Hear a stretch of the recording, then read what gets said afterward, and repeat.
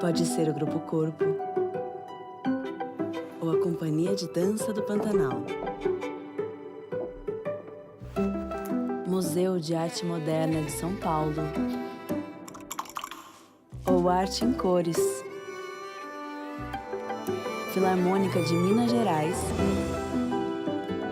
ou Programa Vale Música. Restauração do Museu Nacional ou da Cripta da Basílica de Nazaré. Onde tem cultura, a Vale está. Dos projetos que todo mundo já conhece, até aqueles projetos que todo mundo precisa conhecer. A cultura brasileira tem o nosso apoio. É valorizando essa cultura que crescemos e evoluímos juntos. Instituto Cultural Vale.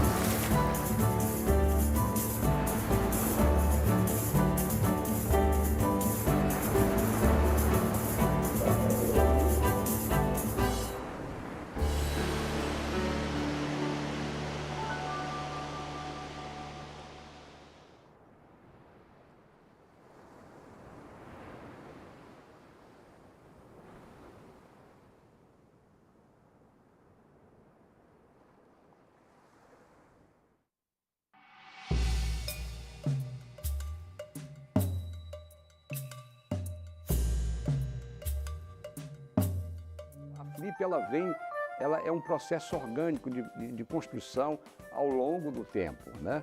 Então, quer dizer, a gente não tinha... Muita gente achava que ia ser um fracasso, né? Porque, pô, uma festa literária, o que é isso? Quem que lê, né? E pelo contrário, quer dizer, hoje nós viramos uma referência no mundo, né? E a Flip, para mim, ela foi um ambiente ao longo dos anos extremamente rico, né? Inclusive porque eu conheci alguns dos meus grandes ídolos, né, de quadrinhos dentro da Flip. Impactante para mim foi toda a efervescência, né, toda a alegria que a primeira Flip deixou em Paraty. Então estava todo mundo falando de Flip, de festa literária, Flip, festa literária, e todo mundo encantado com o que tinha acontecido. Parecia que tinha sido um toque de magia assim, na cidade.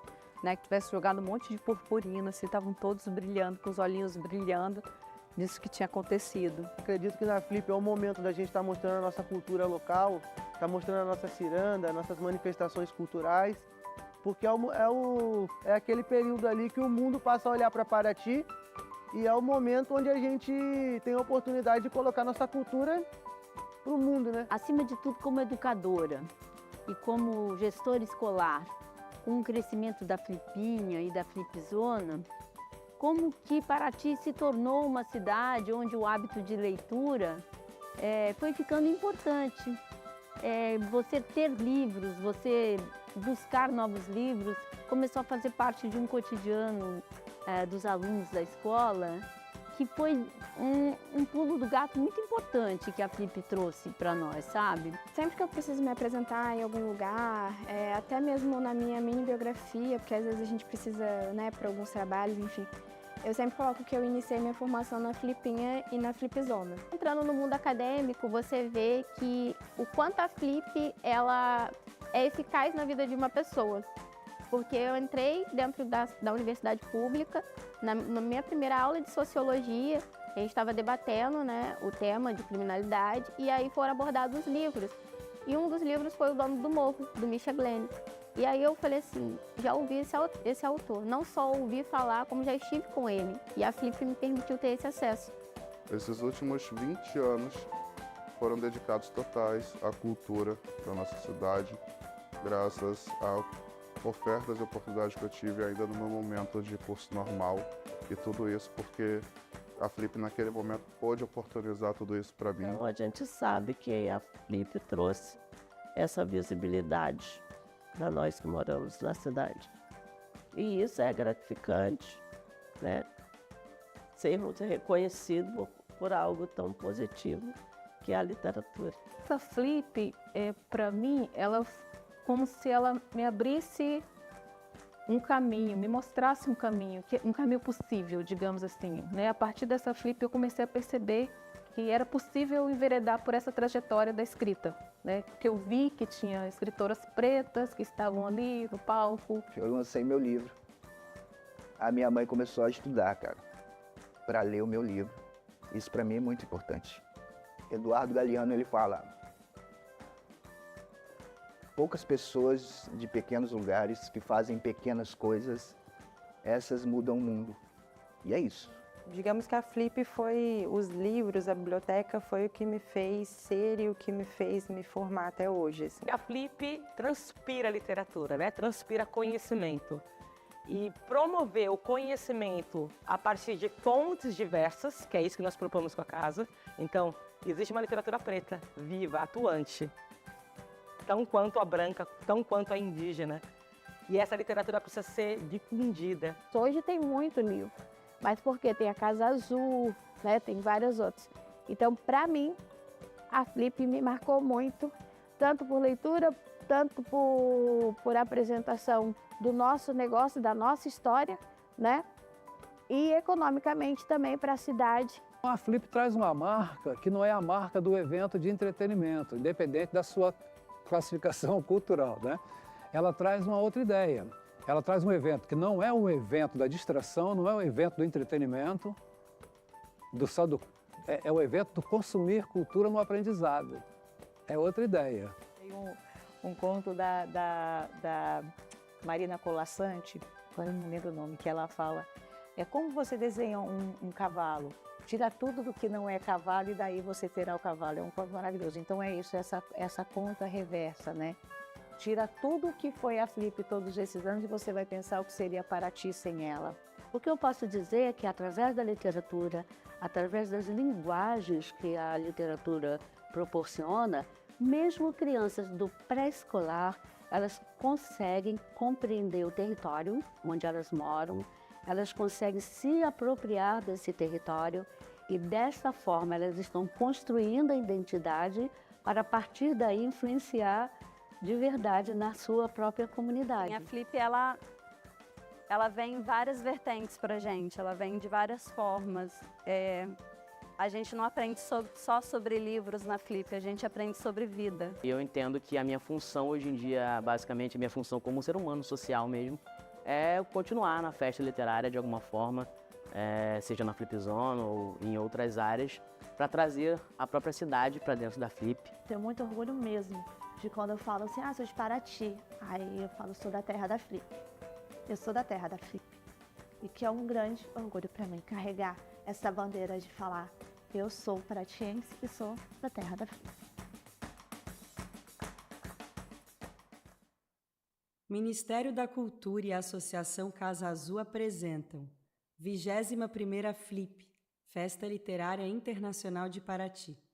A Flip conta com benefício da Lei de Incentivo à Cultura, Lei Rouanet, PRONAC 231427, e possui acessibilidade para pessoas com deficiência física, visual e auditiva. Tem patrocínio Master, Instituto Cultural Vale. Patrocínio Ouro, Itaú. CCR e Caixa. Patrocínio Prata, O Globo, Mac Imóveis e Sebrae. Patrocínio Bronze, Globo Livros e Eletronuclear. Parceria institucional SESC. Prefeitura de Paraty, Embratur e Museu do Território. É uma concepção, Associação Casa Azul. Realização, Ministério da Cultura, Governo Federal, Brasil, União e Reconstrução.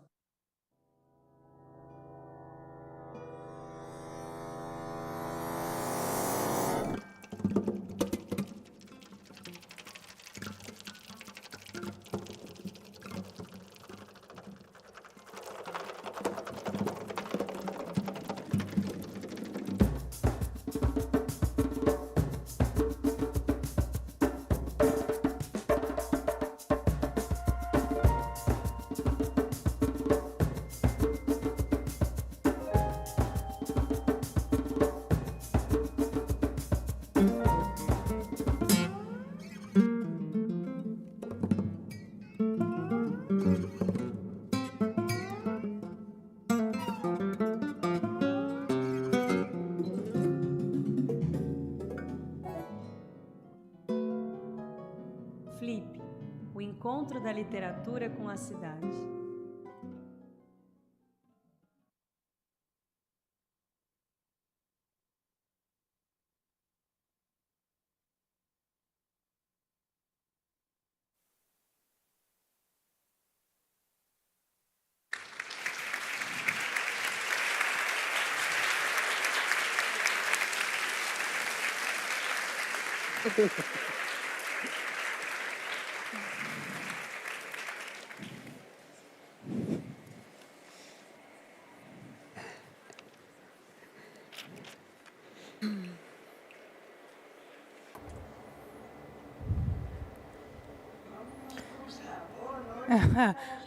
Good evening, Paraty. No, it's actually good afternoon. Sorry about that. Good afternoon, Paraty. It's such a pleasure to have you all here. Disappeared, but I'll just do my best. It's my great pleasure to introduce our storytellers here this morning or this afternoon, whatever it is. So we'll go in this order, and our first reader is Natalia Timerman. And Natalia, will you read? Now you know of old what is being chosen are extracts, short extracts from the books that these authors would take with them to a desert island if they had only one book they could take. And that means it's a book they want to read again and again and again, because they won't have any other books. So it's a very special book. So each of our authors are going to read those extracts. Okay, Natalia, for you, please. Boa tarde. Queria só agradecer mais. Good afternoon. Good afternoon. I just want to thank the organizers for being here and Flip, this wonderful event. I'm going to read an excerpt from the story Father Against Mother by Machado de Assis, which was published in 1906 in the book Relics of the Old House. He returned to their rather gloomy temporary lodgings. Aunt Monica had made some food for Clara and had the baby all ready to be taken to the Foundling Hospital. Although Candinho had agreed to this, he could barely conceal his grief. He could not eat the food Aunt Monica had kept for him. He simply wasn't hungry, and he said, and it was true, he thought of 1,000 ways that would allow him to keep his son, but none of them worked. He thought about the slum in which they lived. He consulted his wife, but she seemed resigned. Aunt Monica had painted a picture for her of what awaited their child. Still greater poverty, and with the child possibly dying as a result. Cândido had no option but to keep his promise. He asked Clara to give the child the last milk he would take from his mother's breast. Once fed, the little one fell asleep, and his father picked him up and headed off toward Rua dos Barbonos. More than once he considered simply taking him back to the house. He also kept him carefully wrapped up in swaddling clothes, kissing him and covering his face to protect him from the damp night air. As he entered the street, Cândido Neves slowed down to try to deliver him as late as possible, but not without he would end up. That was when he ran into one of the alleys that connected that to the Rua da Ajuda. He reached the bottom of the alleyway and was about to turn right in the direction of Largo da Ajuda when on the opposite side he saw a woman. It was the runaway slave. I will not even attempt to describe Cândido's emotions because I could not do so with the necessary intensity. One adjective will have to suffice, let's say overwhelming. The woman walked down the street and he followed. The pharmacy we mentioned earlier was only a few steps away. He went in, spoke to the pharmacist, and asked if he would be so kind as to look after the baby for a moment. He would return soon. Yes, but Cândido did not give him time to say anything more. He left at once, crossed the street, and continued on to a point where he could arrest the woman without making too much of a scene. At the end of the street, when she was about to head off down Rua de São José, Cândido Neves drew near. Yes, it was definitely her, the fugitive mulata.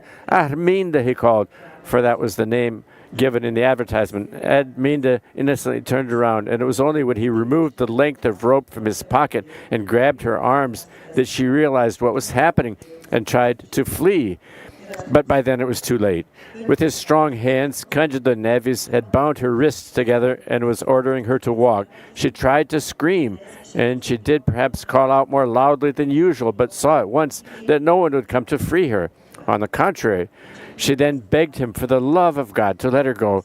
"I'm pregnant, sir," she cried. "If you yourself have a child, sir, I beg you for the love, for his love to release me. I will serve you as long as you wish. Please, sir, let me go." "Walk on," repeated Cândido Neves. "Let me go. Look, I don't have time for this. Keep walking." There was a struggle at this point because she, heavy with her unborn child, kept moaning and resisting. Anyone passing by or standing in a shop door would have realized what was going on and would naturally have done nothing to help. Arminda was telling him that her master was a very bad man and would probably beat her, and in her present state that she would be even harder to endure.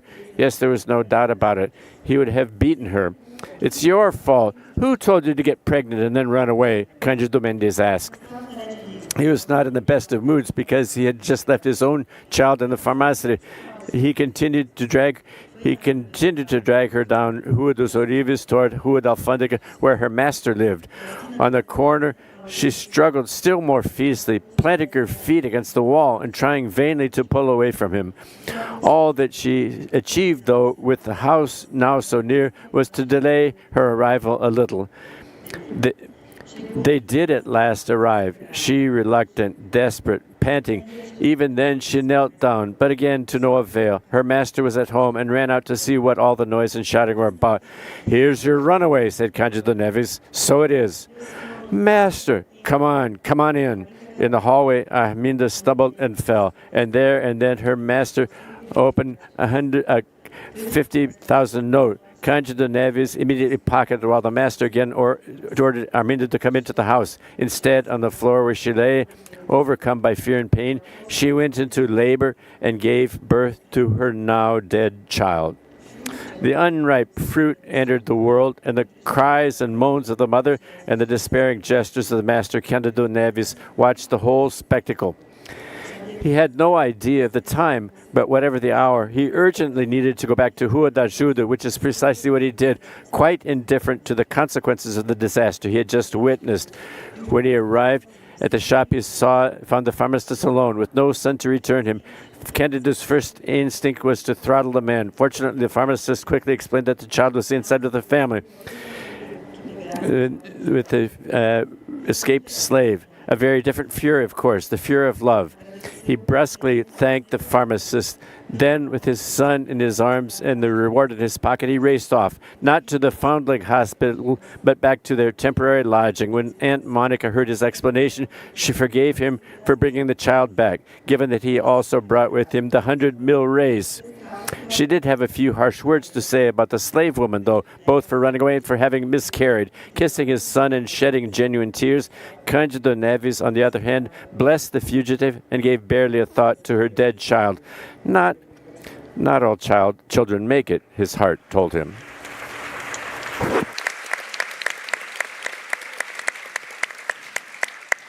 Thank you, Natalia, the great Machado de Assis. That's marvelous. And now, Dionne Brand. Dionne, over to you. This piece is the beginning of the novel Jazz by Toni Morrison. I know that woman. She used to live with a flock of birds on Lenox Avenue. Know her husband, too. He fell for an 18-year-old girl with one of those deep-down, spooky loves that made him so sad and happy, he shot her just to keep the feeling going. When the woman, her name is Violet, went to the funeral to see the girl and to cut her dead face, they threw her to the floor and out of the church. She ran then through all that snow, and when she got back to her apartment, she took the birds from their cages and set them out the windows to freeze or fly, including the parrot that said, "I love you." The snow she ran through was so windswept, she left no footprints in it. So for a time, nobody knew exactly where on Lenox Avenue she lived. But, like me, they knew who she was, who she had to be, because they knew that her husband, Joe Trace, was the one who shot the girl. There was never anyone to prosecute him because nobody actually saw him do it. And the dead girl's aunt didn't want to throw money to helpless lawyers or laughing cops when she knew the expenses wouldn't improve anything. Besides, she found out that the man who killed her niece cried all day, and for him and for Violet, that is as bad as jail. Regardless of the grief Violet caused, her name was brought up at the January meeting of the Salem Women's Club as someone needing assistance, but it was voted down because only prayer, not money, could help her now, because she had a more or less able husband who needed to stop feeling sorry for himself, and because a man and his family on 134th Street had lost everything in a fire. The club mobilized itself to come to the burnt-out family's aid and left Violet to figure out on her own what the matter was and how to fix it. She's awfully skinny, Violet, 50, but still good-looking when she broke up the funeral. You'd think that being thrown out the church would be the end of it, the shame and all, but it wasn't. Violet is mean enough and good-looking enough to think that even without hips or youth, she could punish Joe by getting herself a boyfriend and letting him visit in her own house. She thought it would dry his tears up and give her some satisfaction as well. It could have worked, I suppose. But the children of suicides are hard to please and quick to believe no one loves them because they're not really here. Anyway, Joe didn't pay Violet or her friend any notice. Whether she sent the boyfriend away or whether he quit her, I can't say. He may have come to feel that Violet's gifts were poor, measured against his sympathy for the broken-hearted man in the next room. But I do know that mess didn't last 2 weeks. Violet's next plan, to fall back in love with her husband, whipped her before it got on a good footing. Washing his handkerchiefs and putting food on the table before him was the most she could manage. A poisoned silence floated through the rooms like a big fishnet that Violet alone slashed through with loud recriminations. Joe's daytime listlessness and both their worrying nights must have wore her down. So she decided to find out about the 18-year-old whose creamy little face she tried to cut open, even though nothing would have come out but straw. Violet didn't know anything about the girl at first except her name, her age, and that she was very well thought of in the legally licensed beauty parlor.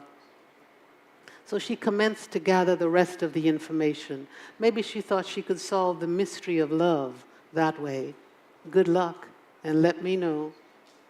She questioned everybody, starting with Malvone, an upstairs neighbor, the one who told her about Joe's dirt in the first place, and whose apartment he and the girl used as a love nest. But Malvone, she learned the girl's address and whose child she was.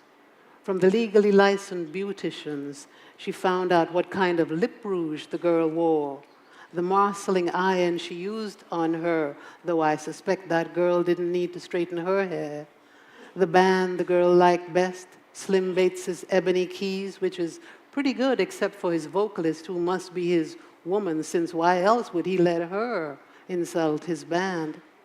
And then she was shown how Violet did the dance steps the dead girl used to do, all that. When she had the steps down pat, her knees just so, everybody, including the ex-boyfriend, got disgusted with her, and I can see why. It was like watching an old street pigeon pecking the crust of a sardine sandwich the cats left behind. But Violet was nothing but persistent, and no wisecrack or ugly look stopped her. She haunted PS 89 to talk to teachers who knew the girl. JHS 139, too, because the girl went there before trudging way over to Wadley, since there was no high school in her district a colored girl could attend. And for a long time, she pestered the girl's aunt, a dignified lady who did fine work off and on in the garment district, until the aunt brought down and began to look forward to Violet's visits for a chat about youth and misbehavior. The aunt showed all the dead girl's things to Violet, and it became clear to her, as it was to me, that this niece had been a hard-headed as well as sly. One particular thing the aunt showed her, and eventually let Violet keep for a few weeks, was a picture of the girl's face, not smiling, but alive, at least, and very bold. Violet had the nerve to put it on the fireplace in her own parlor, and both she and Joe looked at it in bewilderment. It promised to be a mighty bleak household, what with the birds gone and the two of them wiping their cheeks all day.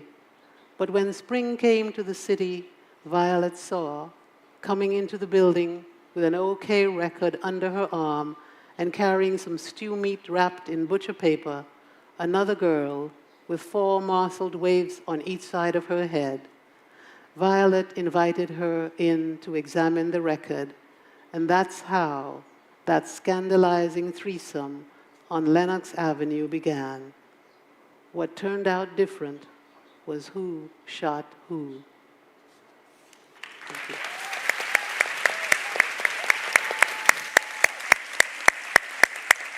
Morrison. That's beautiful. Thank you. And reminds me of the time Toni Morrison came to visit Flip.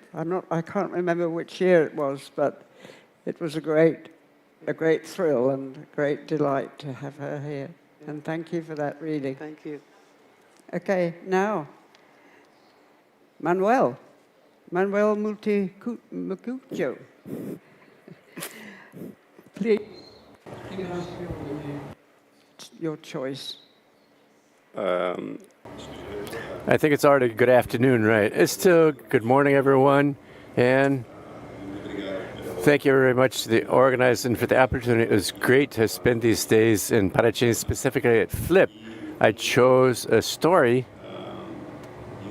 from a book from a Mozambican, Lilian Monplay, a Mozambican writer. Lilian is the name of this story. It's the title story from the 1980s. And I don't have the entire book with me, but I've read an excerpt, and I'll read from my cell phone, so I apologize for that. Okay. The master administrator is what we could call a tarimbeiro. He rose slowly to the position he occupies now, and during his long professional career, his wife's assistance was priceless. Therefore, he watches her with tenderness. They are linked by a kind of umbilical cord, woven of the intimacy of the bedroom, common ambitions, sacrifices, cruelties, and physical love as well. But there is no doubt that the physical love has now gone forever. And it's with great sacrifice that the master administrator, so quote unquote, fulfills his marital duties, as he tells himself. He continues to watch his wife through the mirror. Dona Maria Inácia is actually a woman that at the time has mistreated ruthlessly. She's lying on the bed, lying back on a pile of cushions, and she speaks on the telephone with a number of exclamatory phrases. In a word, the bed and the telephone have long constituted the backdrop for her life. Ever since she gave birth to their last child, claiming a weakness and partly true, she refuses to get out of bed, except to take her meals with the family in the dining room, or when it is absolutely necessary for her obligations as the so-called island's first lady. She receives her girlfriends, the stylist and the hairdresser in the room, especially the telephone. The physician no longer prescribes medicines. He said that her best medicine are the sun and the wonderful sea on the island, that she should take advantage of both of them on a daily basis. Dona Maria Inácia was offended with this medication. She wept and guaranteed that any tip of salt would make her head explode, and that the sea air gave her vomit and made her seasick. Even the master administrator could convince her to come out of the bedroom where she spent her days calling her friends on the phone. They've just awakened. Her white and flabby arms come disagreeably out of her green silk nightgown, and flabby and white are her legs with swollen ankles swollen with varicose veins, and she's the features that are faded eyes can no longer get excited. The master administrator sees this all through the mirror with the same tenderness and disgust as usual.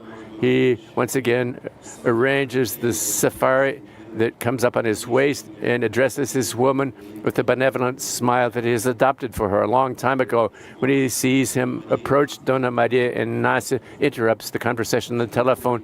"I'm going, dear. Another day of work and preoccupation," her husband says.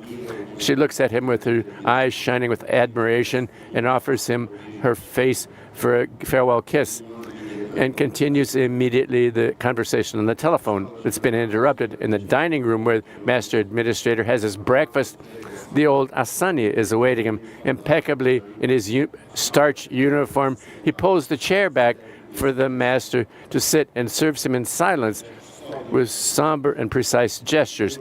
The breakfast is simple: toast with a touch of an excellent Dutch butter and grapefruit juice. When he finishes with a simple cup of coffee.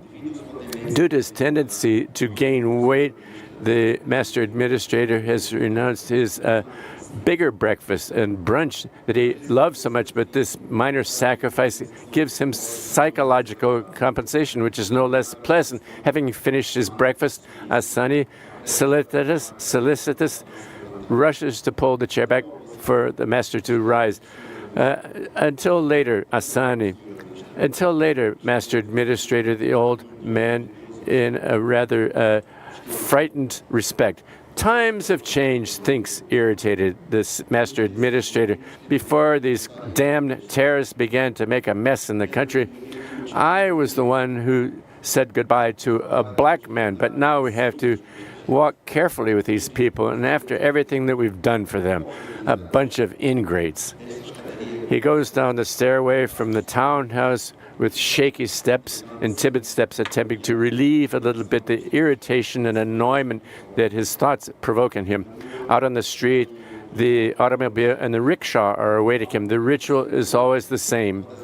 Every morning, the automobile from the administration and the driver wait for him at the townhouse door where Master Administrator lives. Likewise, the rickshaw awaits him, and the rickshaw driver, the choice of one or other means of transportation depends on the man's mood and his schedule. This morning, this luminous and blue, rainless day, he chooses the rickshaw. He's pleased to see immaculate white, the upholstery with a feeling of freshness. The rickshaw driver, after checking that Master Administrator is properly accommodated, he looks up with great precision the various different from the handles of the rickshaw, and he pulls the rickshaw, carrying with the force of his deformed limbs more than 80 kilos. Go slower, says the administrator. Go slower. The rickshaw driver pulls more slowly along the streets and alleys of the city until the city hall, and Master Administrator aspires deliciously and breathes the sea air. He goes past the old townhouses full of history, built with the blood and sweat of so many Mozambicans who could never live in them. But this does not interest Master Administrator.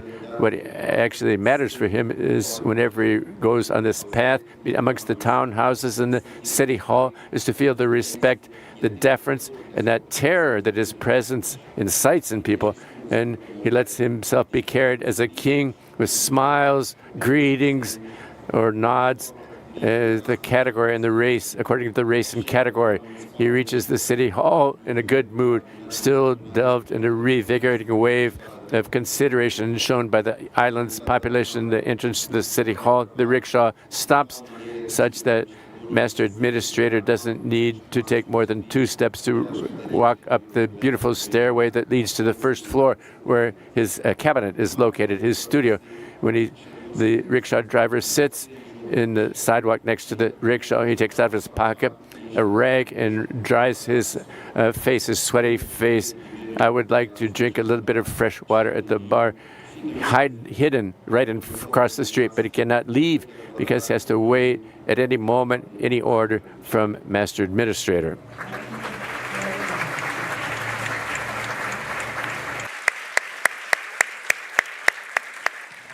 Agora Gustavo Caboco. Now Gustavo Caboco. Okay, good morning. We haven't had lunch yet, so it's still good morning, right? Although it's past noon. I chose a text from 1928. We are close to celebrating 100 years of this work, but I needed to tell us some other stories to give us some background and body for this reading, which is named, when they invited me to this round table, I thought to myself, when did I learn about flip, or how did I learn about flip? How did it reach my senses? But I would imagine that some of you probably remember in 2017, Dona Diva de Guimarães had a video that went viral. Do you remember this video? Diva Guimarães, long live Dona Diva Guimarães.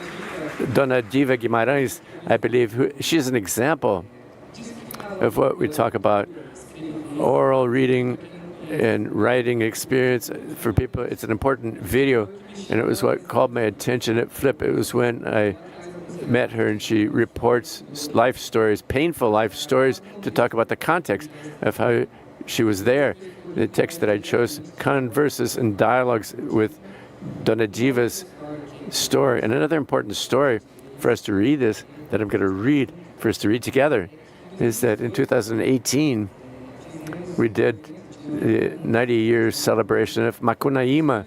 This is a strong event that happened in São Paulo, where the Toripan, Makushi, Wapishana, these indigenous people, and from Roraima that belong to where Makunaima's story belonged to, they were part of this encounter to discuss modernisms and the indigenous perspective on our side, from the indigenous perspective. And I was saddened because now we've celebrated 95 years since Makunaima was published. It's like they've already forgotten. So there's a recent event where this discussion simply stopped there in 2018. So I chose an excerpt from Makunaima for us to remember that my grandfather is in this process of knowing our grandfather, Makunaima. He's our grandfather in us, our grandfather. Piaman, the story of Piaman. Early the next day, Makunaima hopped in his uba and paddled over to the mouth of the Rio Negro so he could leave his conscience on the Isle of Marapata. He left it on the tippity top of a 30-foot mandakaru cactus so it wouldn't be eaten by sauva ants. He went back to where his brothers were waiting, and at the day's peak, the three made their way along the left bank of the sun. Untold adventures transpired on that journey through Caatinga scrublands, river runs uplands, creek after creek, Tabatinga clay corridors, virgin forests, and miracles of the hinterlands. Sertão, Macunaíma, and his brothers were coming to São Paulo. The Rio Araguaia eased their travels. In the course of so many conquests and so many feats, the hero hadn't saved a single cent, but all that treasure inherited from the Icambiaba star, hidden deep in the mining caverns way up in Roraima. Of these journals, Macunaíma set aside from this loot no less than 40 times 40 million cocoa beans, the traditional currency. He figured they'd require a whole flood of vessels to bring along. And it was ever so lovely, that massive fleet of igaras making its way up the Araguaia River, 200 lashed together one by one like an arrow, skimming the river's surface. At the head stood Macunaíma, glowering, scanning the horizon for the city. He was ruminating, gnawed his fingers now covered in warts from always pointing at the sea star. His brothers went on paddling, shooing the mosquitoes away, and each jerk of the paddles went reverberating down the 200 tethered igaras, spilling boatloads of beans along the river's surface, leaving a wake of chocolate where all the Camoatá, Pirapitinga, Dourado, Piracanjuba, Waru, Wara, and Baku fish feasted to their delight with the cocoa. One time the sun covered the three brothers in a slick layer of sweat, and Macunaíma remembered to bathe. However, this was impossible in that river on account of the exceedingly voracious piranhas that every now and then would leap in clusters more than 3 feet out the water while fighting to snatch a morsel of a dismembered sibling. Then Macunaíma spotted a hollow full of water in a big rock slab smack dab in the middle of the river.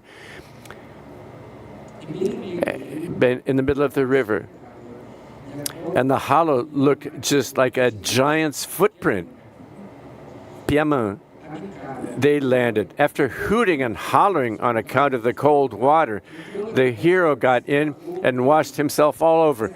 But the water was enchanted, because that hole in the rock was the humongous footprint of Sumé, from way back when he went around preaching the gospel of Jesus to the Brazilian Indians. When the hero got out, he was white, blonde, with the bluest eyes. The water had washed away all his blackness, and not a soul would recognize him anymore as the son of the jet-black tribe of the Tapunaumas. No sooner did Jigé witness the miracle than he threw himself into Sumé's humongous footprint. However, the water was already so dirty from the hero's darkness that much as Jigé rubbed himself with water flying everywhere, he only managed to turn the color of new bronze. Macunaíma felt bad and consoled him. Look here, Brother Jigé, you didn't turn white, but the black went away. So look on the bright side. Better to have a nasal voice than no nose at all. Then Manape went to wash himself up, but Jigé had sloshed all the enchanted water out of the hollow. There was only a splish left at the very bottom, and Manape managed to wet just his soles and palms. That's why he remained a black son of the Tapanyumas tribe through and through, except his palms and soles got ruddy from being scrubbed with that holy water. Macunaíma felt bad and consoled him. No, don't be peeved, Brother Manape. Don't be peeved. No, sir, our Uncle Judas had it whole lot worse. And it was the loveliest sight under the sun on that rock. The three brothers, one blonde, one red, and another black, standing up tall and naked. All the creatures of the forest gaped in awe. The black alligator, the little white-bellied alligator, the great big alligator, the yellow with the yellow snout, all of those gators poked their craggy eyes out of the water. In the branches, the ingas, the aningas, the mamorandas, the imbaúbas, the catuaris growing along the riverbank, the capuchin monkey, the squirrel monkey, the guariba howler, the buju howler, the spider monkey, the holy monkey, the bearded saki, the tufted coyote, all the 40 monkeys of Brazil, all of them gaped, drooling with envy. And the sabia song thrushes, the sabia sika, the sabia poca, the sabia una, the sabia piranga, the sabia gonzra, that never shares its food, the ravine sabia, the minor sabia, the orange tree sabia, they all were wonderstruck and forgot to finish their warbling, eloquently clamoring on. Macunaíma was furious. He put his hands on his hips and hollered at nature, "Ain't nothing to see here." And so the natural creatures scattered back to living, and the three brothers went on their way once again. However, they were entering the lands of the Igarapé Chiete, where bourbon coffee reigned, and the traditional currency was no longer cocoa, but instead was called coin, contos, clackers, bit, tokens, shillings, 2 pence, cents, $50, 90 clams, and cash, coppers, pennies, loot, greenbacks, gravy, marbles, moolah, dough, voucher, peanuts, frogs, smackaroos, and the like, and where you couldn't even get a pair of sock garters for 2,000 cocoa beans. Macunaíma was very upset. He'd have to bust his tail. Him, the hero, he murmured despondently. Oh, just so lazy. Obrigado. Para nós, Macunaíma é avô. Para nós, He's a grandfather, not a hero. He's a grandfather for us, not a hero. Nora, Krug, por favor. Thanks again to the festival for giving us this wonderful opportunity. I'm going to read an excerpt from a short story, autobiographical short story by the American writer Joanne Beard. The excerpt is from a story called The Fourth State of Matter, and it recalls an experience she had while she was working as the editor of a magazine in the science department at the University of Iowa. And the story begins with her talking about her elderly and sick dog, a collie, who she expects to die soon. The collie fell down the basement stairs. I don't know if she was disoriented and was looking for me or what. But when I was at work, she used her long nose like a lever and got the door open and tried to go down there, except her legs wouldn't do it, and she fell. I found her sleeping on the concrete floor in an unnatural position, one leg still awkwardly resting on the last step. I repositioned the leg and sat down and patted her. We used to play a game called Maserati, where I'd grab her long nose like a gear shift and put her through all the gears, first, second, third, and fourth, until we were going 100 miles an hour through town. She thought it was funny. Friday, I'm at work at Iowa University. But this morning, there isn't much to do. I draw a picture of the collie on the blackboard using brown chalk. I make X's where her eyes should be. Chris is a professor of science at the university and also a friend of the author. Chris walks in with a morning paper and a cup of coffee. "Why are you here when there's no work to do?" he asks. "I'm hiding from life. What else?" This sounds perfectly reasonable to him. He gives me part of the paper. His mother is visiting from Germany. She's a robust woman of 80 who's depressed and hoping to be cheered up. In the last year, she has lost her 100-year-old mother and her husband of 60 years. She can't be really cheered up, but she likes going to art galleries. So Chris has been driving her around the Midwest to our best cities, showing her what kind of art Americans like to look at.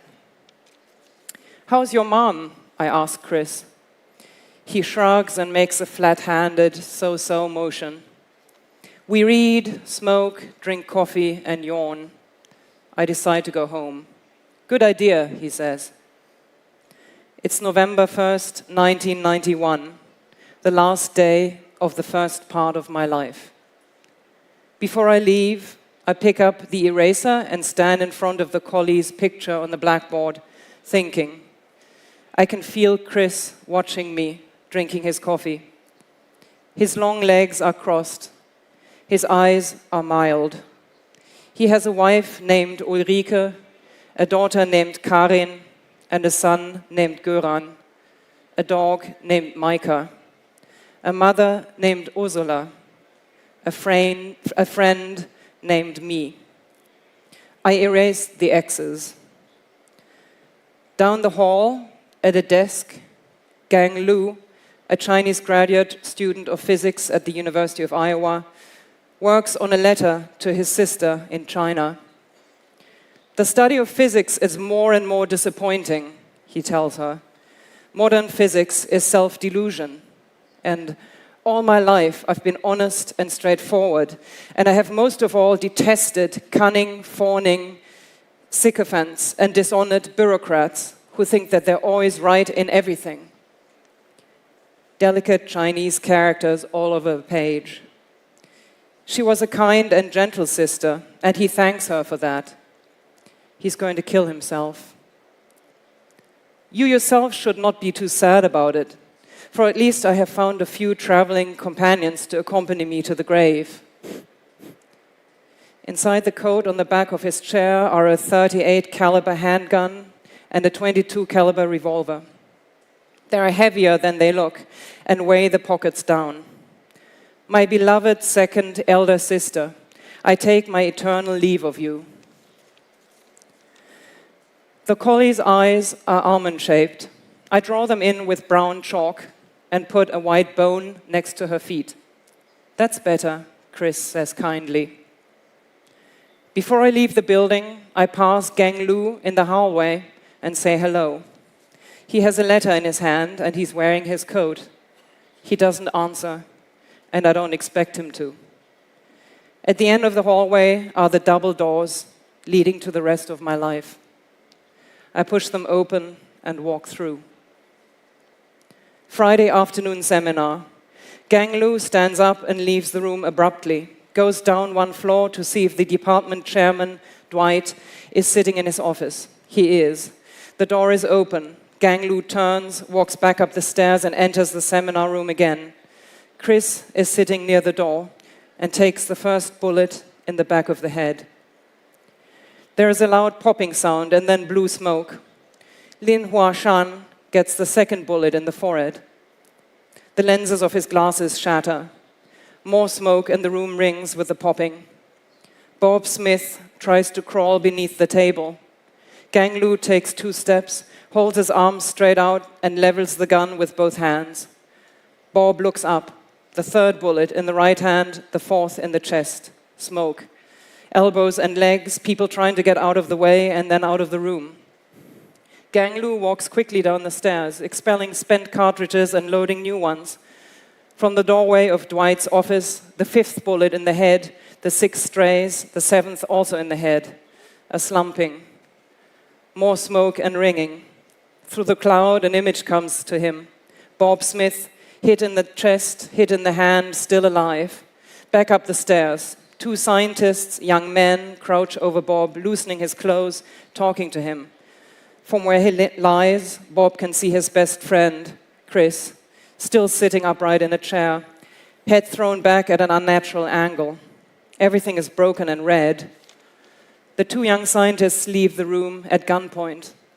Bob closes his eyes, the 8th and the 9th bullets in his head.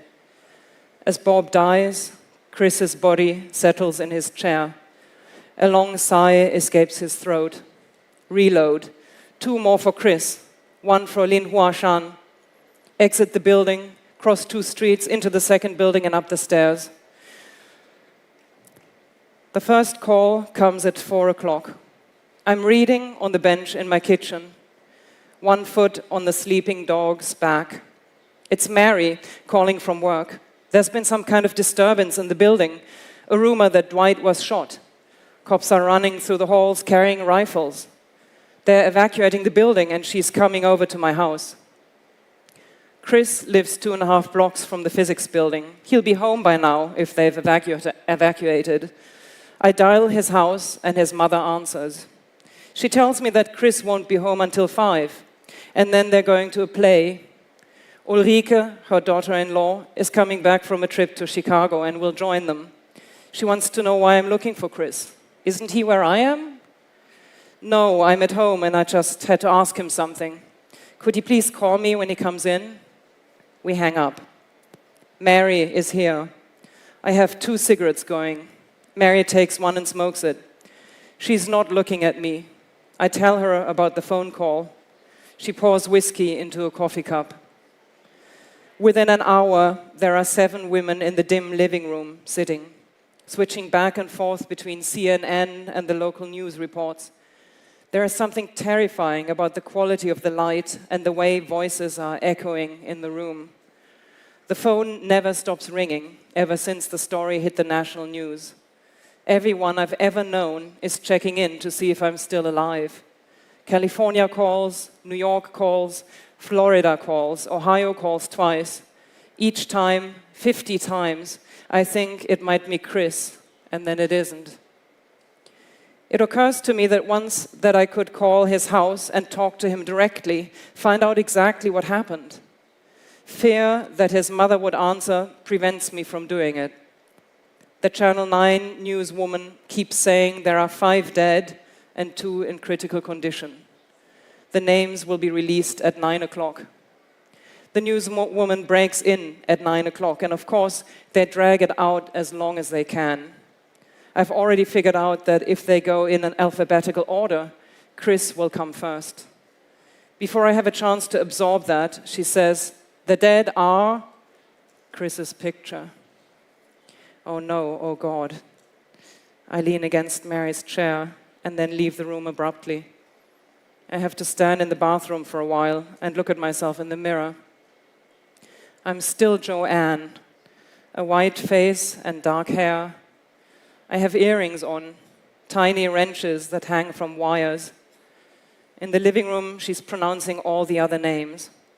The 2 critically wounded are the administrator and her assistant. The administrator is already dead for all practical purposes, although they won't disconnect the machines until the following afternoon. The student receptionist will survive, but will never again be able to move much more than her head. She was in Gang Lu's path, and he shot her, and the bullet lodged in the top of her spine, and she will never dance or walk or spend a day alone. She got to keep her head, but she lost her body.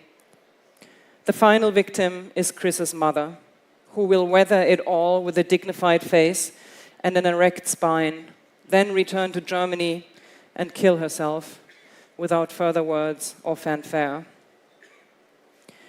I tell the white face in the mirror that Gang Lu did this, wrecked everything and murdered all these people. I can't let my mind to work right. I'm still operating on yesterday's facts. Today hasn't gelled yet. It's a good thing that none of this happened, I say to my face. A knock on the door and I open it. Jolene's hesitant face. She wanted to come visit you, she tells me. I bring the collie in and close the door. We sit by the tub. She lifts her long nose to my face and I take her muzzle and we move through the gears slowly. 1st, 2nd, 3rd, 4th, all the way through town. Until what happened has happened, and we know that it has happened. Thank you.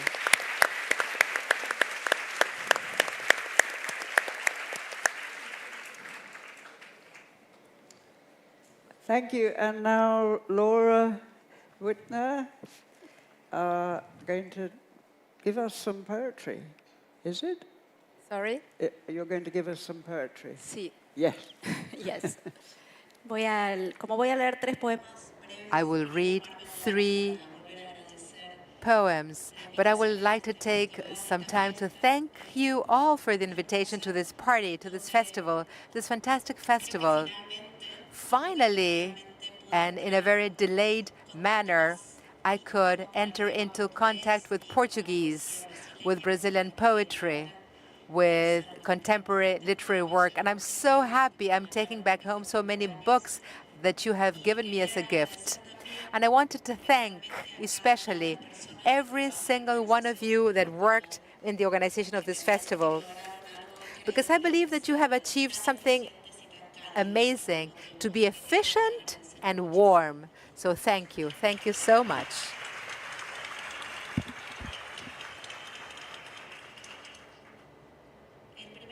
The first poem is by a poet called Circe Maya.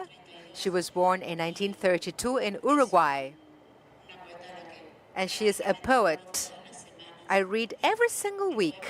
The poem is called This Woman. This woman was woken up by crying.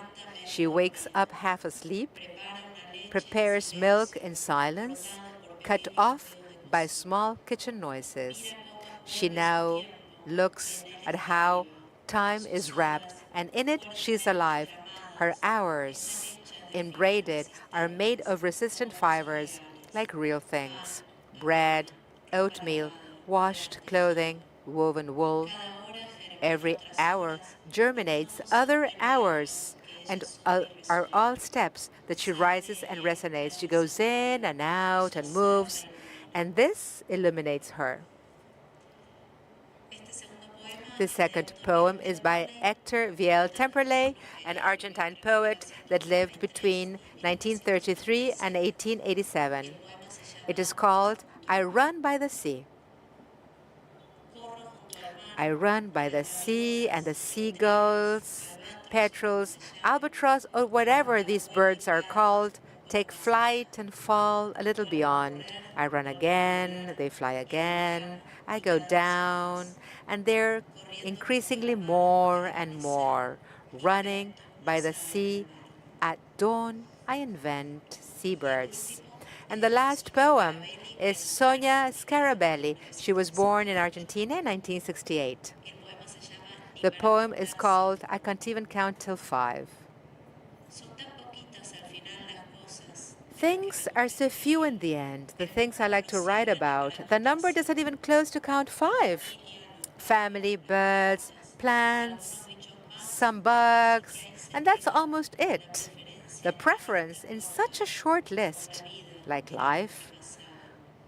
Those who know best will say, the tree we had and lost, the cat that looks at me, birds crossing the sky, or if they sing, or nothing more to this day, still posing, but that is almost always everything. The issues of a small species, as if the poems themselves were some living little things. And Dad, Mom, you, the family, relatives, and the long, long journey, isn't that right? The wound of time, from childhood till now. Thank you very much.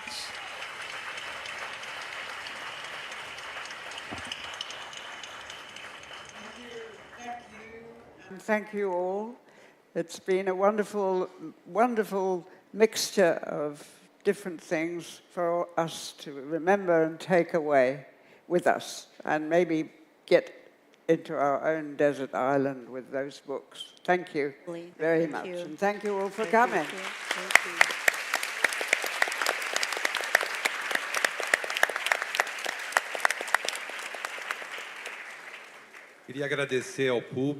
I would like to thank the public. This is the greater reason of all this movement, we could call it. I would like to thank all the authors on behalf of those that are here today. I would like to invite the curators here to the stage, the curators who have allowed us to have this amazing experience at Flip, to maybe receive your warm applause.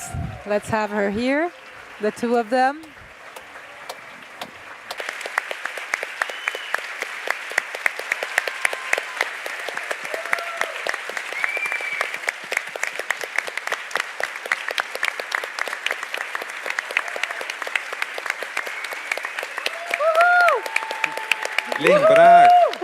And I would like to remind you that Flip is not over yet.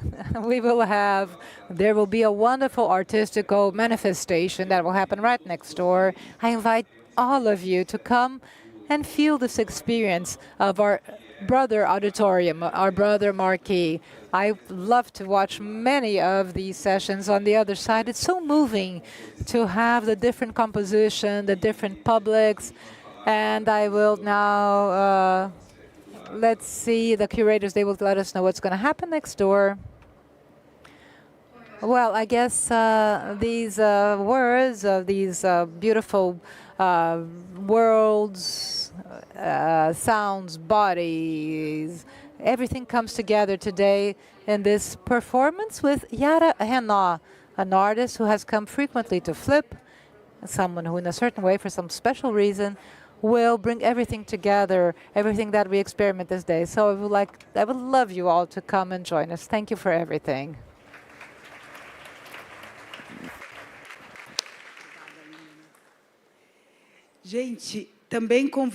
I also invite you for us to the last events of the educational program after this presentation that we watch here. At 2 p.m. we will have a roundtable with Fernanda Takaya, Vanna Campos, and Daniel Kondo in the auditorium of Santa Rita. At 2:30 here in this auditorium, we will have the exhibit of the Flip Zona, also the films they prepared during this Flip. And at 3 p.m. we have a jongo music for Santa Rita. And you're all invited to participate in Close Flip. Thank you. Love you all. See you next year.